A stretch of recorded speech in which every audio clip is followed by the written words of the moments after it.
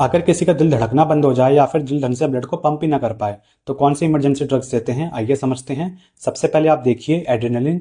वैसोकॉन के नाम से इसका इंजेक्शन आता है। ये ब्लड प्रेशर को बढ़ाता है और सांस की नली को खोल देता है। रूट इसका होता है इंट्रावेनस, इंट्रामस्कुलर और सबक्यूटेनियस। यूज इसका करा जाता है कार्डियक अरेस्ट के केस में और एनाफिलिसिस रिएक्शन के केस में। देन आपका आता है एट्रोपिन। ट्रोपिन के नाम से इसका इंजेक्शन आता है। ये हार्ट रेट को बढ़ाने में काम करता है। रूट इसका होता है आईवी या फिर आईएम। ब्रेडिकार्डिया के केस में या फिर ऑर्गेनोफॉस्फेट के पॉइजनिंग के केस में ये दिया जाता है। देन आपका आता है एम्यूड्रोन।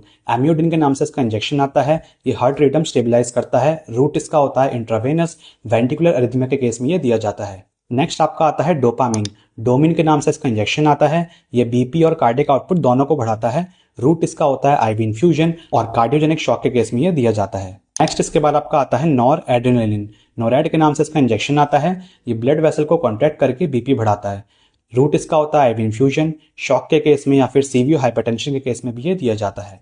नेक्स्ट इसके बाद आपका आता है डोब्यूटामिन। डोब्यूट्रेक्स के नाम से इसका इंजेक्शन आता है। ये हार्ट की पंपिंग पावर बढ़ाता है। हार्ट फेलियर के केस में ये दिया जाता है। नेक्स्ट इसके बाद आपका आता है सोडियम बाइकार्बोनेट। सोडेक के नाम से इसका इंजेक्शन आता है। ये बॉडी की एसिडिटी को न्यूट्रल करता है। रूट इसका होता है आईवी इन्फ्यूजन। मेटाबॉलिक एसिडोसिस के केस में, कार्डियक अरेस्ट के केस में ये